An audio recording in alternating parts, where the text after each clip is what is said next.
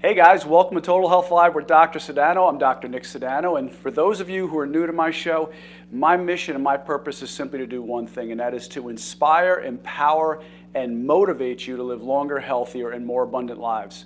So today we've got a really great show, and hopefully I caught you before you went out to lunch, or maybe if you're out to lunch now and you catch this episode, you'll maybe rethink your lunch a little bit. But today we're going to talk about gluten and what is the real truth behind it, because so many people are talking about it right now. You see it all over the place. In fact, you're probably, as we go into the holidays, going to be sitting across the table from someone or right next to someone who says, oh, I can't have that because I am gluten sensitive or gluten intolerant, or I have something even called celiac disease and I can't have anything with gluten. And you're probably thinking to yourself, this is crazy. We've been eating bread for centuries, thousands of years. How is it that now you can't have anything with bread in it? So is this real or is this something made up? Well, guys, the truth of the matter is it is very real, and there are people who really suffer with this. So today we're going to really dive in deep into it and really shed some light on what's actually going on with gluten. So what is gluten? Well, very simply this. Gluten is a protein that is in wheat that really gives it its elasticity. So if you guys have ever been out to an Italian restaurant or pizzeria like I have growing up in New York, you watch these guys put on the whole show and they're opening up the dough, and believe me, it's not just a show. Some of it is because they're trying to get you enticed to come into their pizzeria and so on, but a lot of it is done for the purpose of opening up the flour and opening up the dough so that way it rises better, it aerates it, and it helps it make it fluffier, and it also stretches it out so that they can make the pizza the right size. But that gumminess, that elasticity, that glue that gives it that stretchability, that is what gluten is. So gluten is actually also a protein that's made up of two other proteins. One is called gliadin, or some people call it gliadin. I just think it's called gliadin, and glutenin. So these two proteins come together and they form what we know is gluten. So this is really what it's all about. And like I said, it's a protein that is within bread. The problem is this protein has changed throughout the years, and it's not the same protein that we had before. In fact, very early on, between, as we could say, 9,000 to 10,000 years ago, the very first wheat was called einkorn wheat. And I know you guys have probably never heard of it, but this was the original wheat, einkorn, and it's E-I-N-K-O-R-N, and this is what it looks like. You could still get einkorn wheat in different parts of the world. You can order it. You could have it shipped in. I've had it shipped from Italy. You could have it shipped from places up north, the United States. There's places that still import it. And really,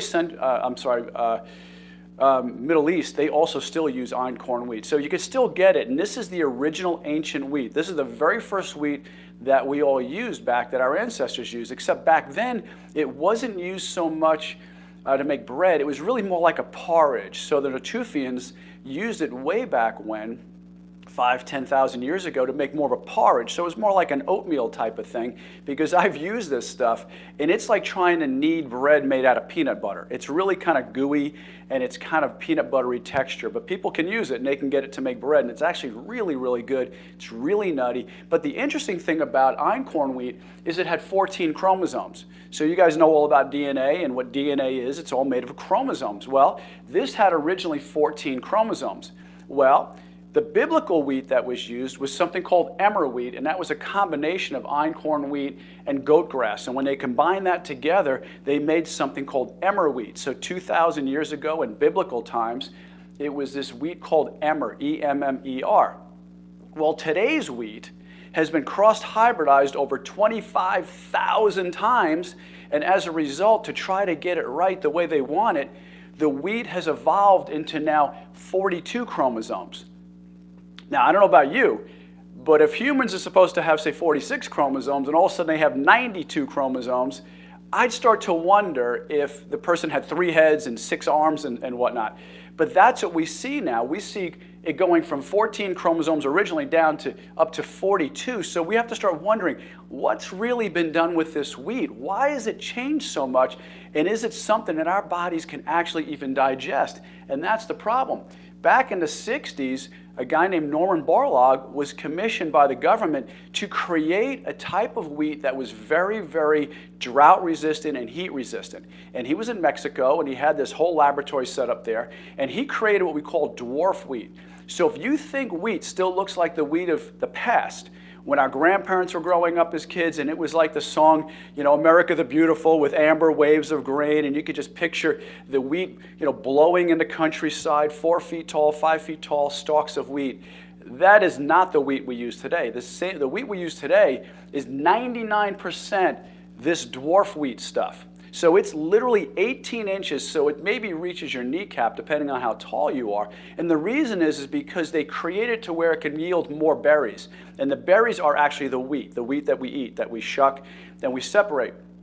So because it can hold more berries now, you can't have stalks that are 4 feet long because otherwise they just snap off and break. So now it needs these really short stalks in order to be able to handle the harvest that we have. So as a result, wheat has been hybridized over and over and over, like I said, 25,000 times, to where we don't even recognize it anymore. If you drove past a wheat field, you wouldn't even know what it is because it doesn't look like you would picture it. So because of this, we've dramatically changed the wheat.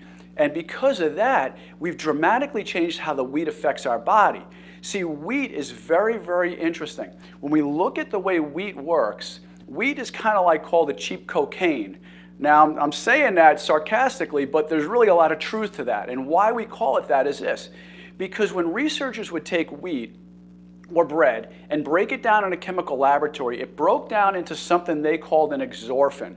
So when they broke it down and broke it down into something called an exorphin, and what that means is it was very similar to morphine, except an endorphin is something we make inside of our bodies. So you all make endorphins, and that's your natural morphine that you make inside. But when we say an exorphin, that means outside the body. That means this is some type of morphine-like product or compound, but it's an outside source.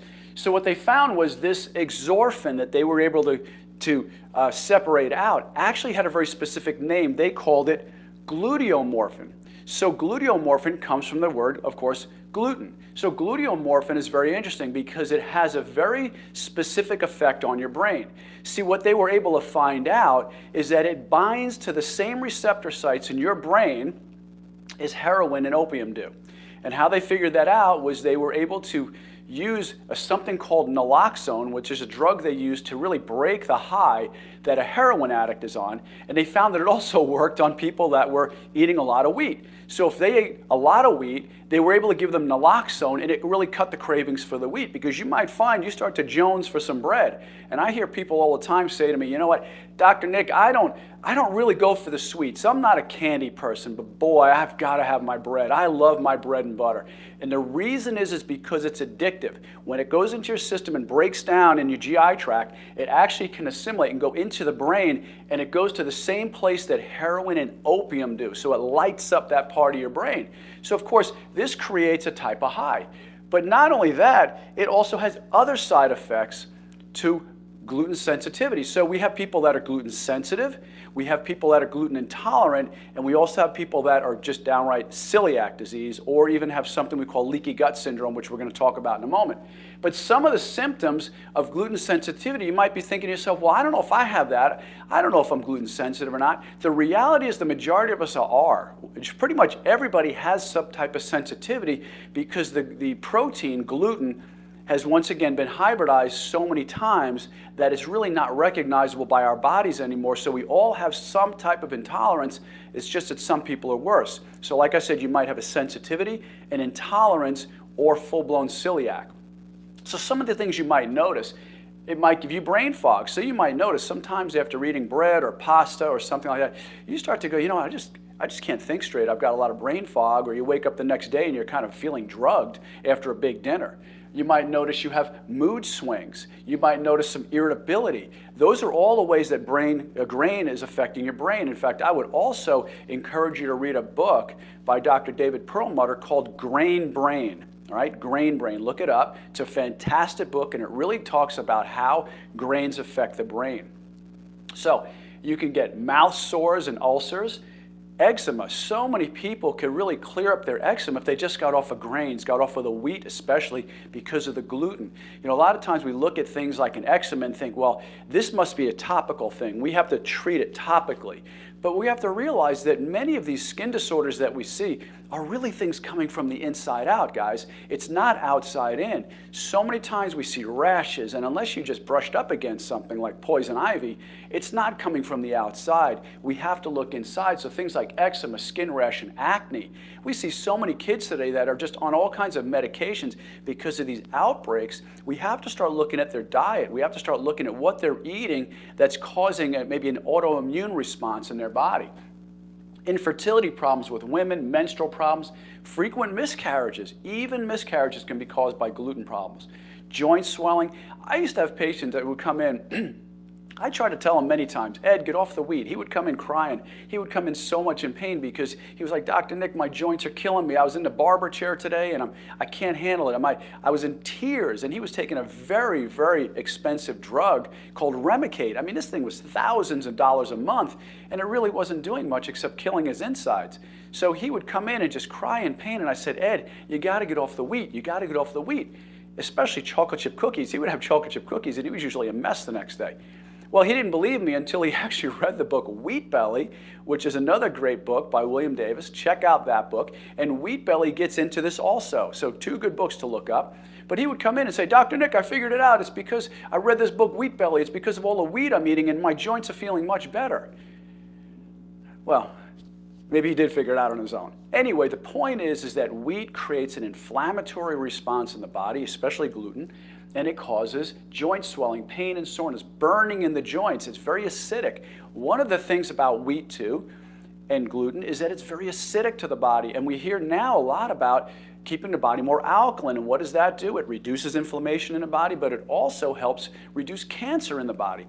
Cancer loves acidity, so the acidity that we see from products like wheat and gluten raise the acidity in the body, and it causes problems with your joints, but also to burning, and it can also create things like rheumatoid arthritis. Nausea, constipation, bloating, and diarrhea. We see that many times. People eat something. My wife would eat a crumb of bread, and her stomach would bloat out, and she's like, Nick, how could this be? How could it be I ate this much, and it made my stomach get this big? Well, because it wasn't the fact that that little piece of grain went down in there and it made a big, bulge in your stomach. It was the inflammation it set up. That was really the issue. I know my wife, when she was having lots of problems with this, she came to our office party one time. We were out to lunch, and she came in and just sat down, and she just got dizzy, and she was holding onto the table and couldn't really balance too well. I said, honey, what did you do? What did you have? She said, I was just at a friend of mine's house. I had some tea.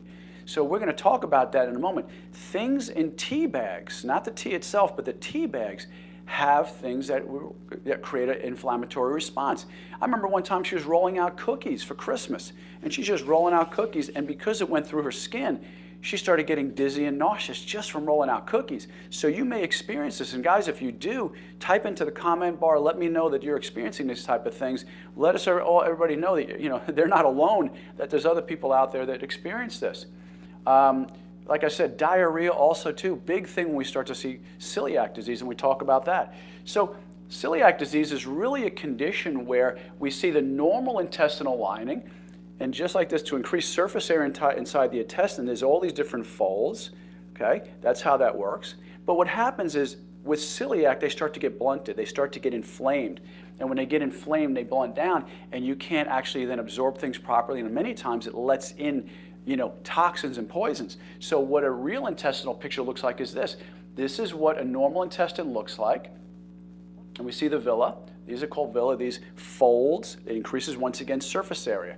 So we can absorb nutrients and remove waste. But we notice with the celiac, these are all blunted. They're all short. They're all like going from this to this, where we really don't see it. We just see these short villi.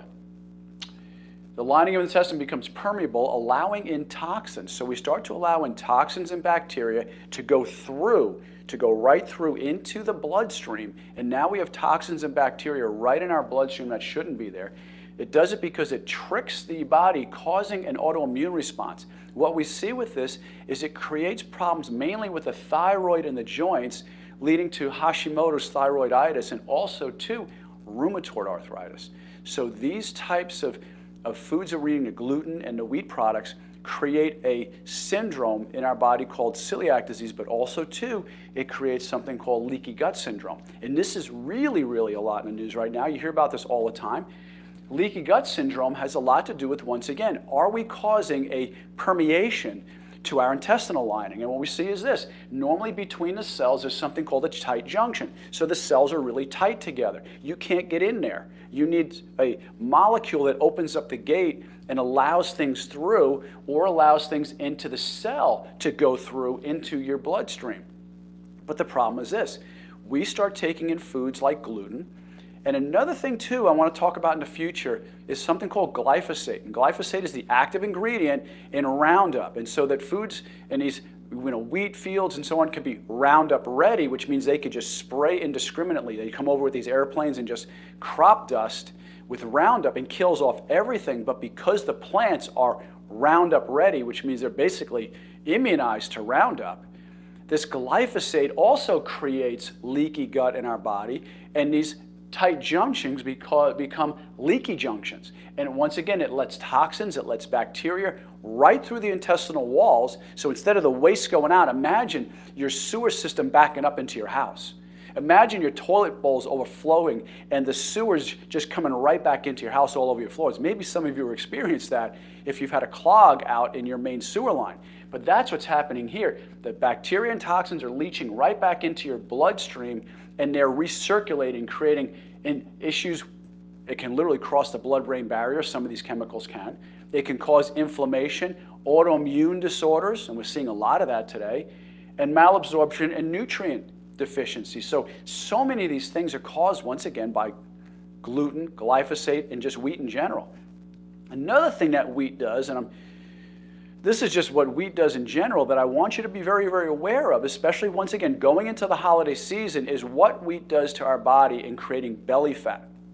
Many times we look at sugars and we say, I don't want to eat sugars because I don't want to get fat. But the reality is if you're just eating candy bars and things like that where you have what we call sucrose, that's just going to go more to your hot thighs and hips. What we know now is that if it goes to your waist, it's going to create something called visceral fat. And visceral fat means it's now surrounding your organs. That's a big problem because when fat is surrounding your organs, that makes it deadly. That's a deadly type of fat. And how this happens is we take in things like a bagel on a regular basis, or a muffin, or a scone or something, and we get this spike in our blood sugar. Our body then secretes insulin because insulin's job is to take blood sugar and reduce it and put the glucose into the muscles and your liver in the form of glycogen.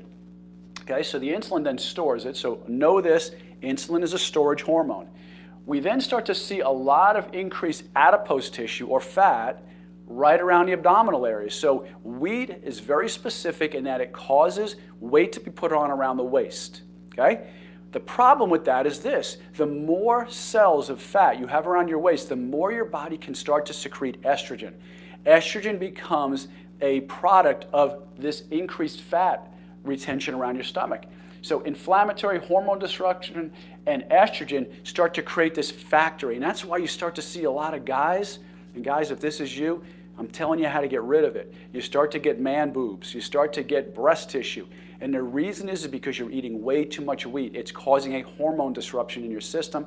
It's creating a metabolic factory right here where your body starts to secrete estrogen. You got to get off the wheat. So if you want to lose the weight, get off the wheat. Once again, read Wheat Belly and read Grain Brain. Two great books about this.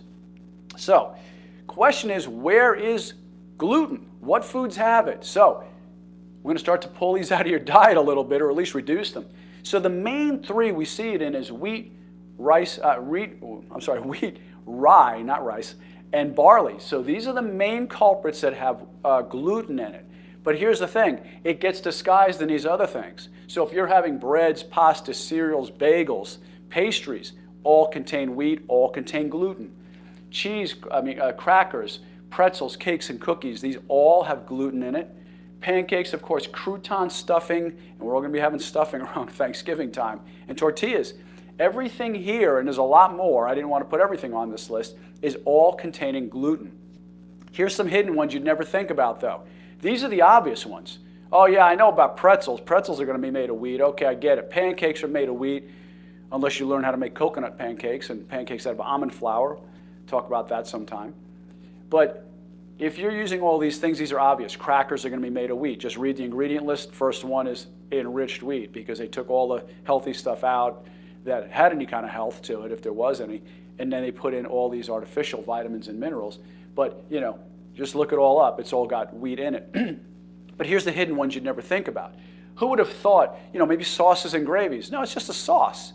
But what do they thicken it with? Sauces aren't sauce or gravy unless it's nice and thick. It's got to stick. You don't want to just pour like a liquidy water over your turkey. You got to thicken it up, right? And how do you thicken it up? You add flour to it. Dressings. Well, not dressings, really? No, dressings are just oil and vinegar, aren't they? Maybe some spice? No, no. Dressings use wheat or gluten to thicken them up again. We look at things like beer, alcohols. You know, certain people can't use vodkas, for example, that are made of grains. They look for potato vodka, things like that. Lipstick. Are you kidding me? Lipstick has flour in it, or lipstick has gluten in it? Absolutely. Makeups do. Gum and tea, that powder that separates gum, or tea bags that separate the tea bags, that's got gluten in it. So guys, these are the hidden ones you really have to watch for, so that way you make sure you're not getting gluten into your body and not even realizing. You might be thinking, no, I'm going gluten-free, but yet I still feel sick from time to time. The problem is the hidden ones that you're not aware of. So guys, I want to give you some alternatives here. Right here, we see some gluten-free flours, all right? These are grain flours, these are nut flours, these are grain-free and nut-free flours, okay? Some of these you can use, okay? These are very good. I've used some of these, I haven't used all of them, but these are all gluten-free flours. So write those down or take a picture of the slide. Nut flours, I use almond flour a lot. I've used hazelnut flour. I've never used peanut flour, so I don't know how that is. But almond flour is excellent. It is a really good nut flour to use. These I've used coconut flour, a lot of coconut flour. I love making coconut bread. I do that a lot, and I put butter on it. Very ketogenic, very, very good for you. So keep an eye on these certain things. These are the ones you want to use rather than the other ones. So now, how do you then fix this problem? Well, start to look at it this way. Start to test yourself. Now, guys, you can do this for about 2 weeks. Test yourself by removing the grains from your diet. I know you're thinking, I can't do that. There's no way I can take grain out of my diet. I got to have bread. You can do it. Believe me, you'll love yourself for it when you don't bloat, have diarrhea or constipation or brain fog or joint aches anymore. So this is what I recommend you do. Start to remove all grains from your diet. I know you're thinking you need the fiber. Well, you get the fiber from all the vegetables you'll be eating, so vegetables have plenty of fiber in it, so don't worry about that. Get lots of healthy fats in your diet, but this is what you do. Take the grains out and then start adding them in one at a time, okay?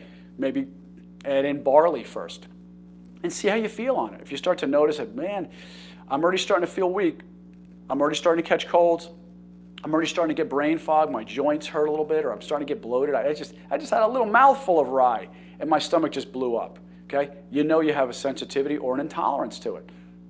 Start adding maybe regular wheat back in, or start adding some of the other sources of flour that you use. Try them all out, add them back in one by one. You can't have barley in there and then just all of a sudden throw the other one on top. Add them in one by one, see how you feel, and that'll let you know what you're tolerant to or intolerant to very easily. So you don't have to go get fancy tests done. I mean, you can. There's gold standard tests out there that you can use. But the easiest thing to do is to remove it all from your diet and start to incorporate them in one at a time. So guys, I hope that was helpful for you. If it was, please give me the thumbs up. Give me the love, lots of hugs. Give that over too. But more importantly, share, comment. The way Facebook does things and the way YouTube does things is they like to see interaction. They want to know that they felt that the video was relevant. And when it's relevant and people comment or like it or share it especially, they know that it's relevant and they'll boost it out to more people, help more people. And that's what we're all about. Guys, if you can save the life of someone else without actually sacrificing your own or without actually putting your own life in danger, would you want to do that? And the answer I hope would be yes. So go ahead and do that. Help other people out. Share this information with them. You could tag them. You can literally send it to them in a message. Whatever you need to do, just get the information to them. But please like, share it, and and give your comments. And if there's any other talks you want me to do, let me know. That's how I know what you want to hear about. Put in a comment bar different challenges you're having with your health, and I'll be more than happy to do a show on that. So guys, once again, God bless. I thank you for being here tonight. Watch out for our upcoming episodes. Have a blessed, blessed day. Bye-bye.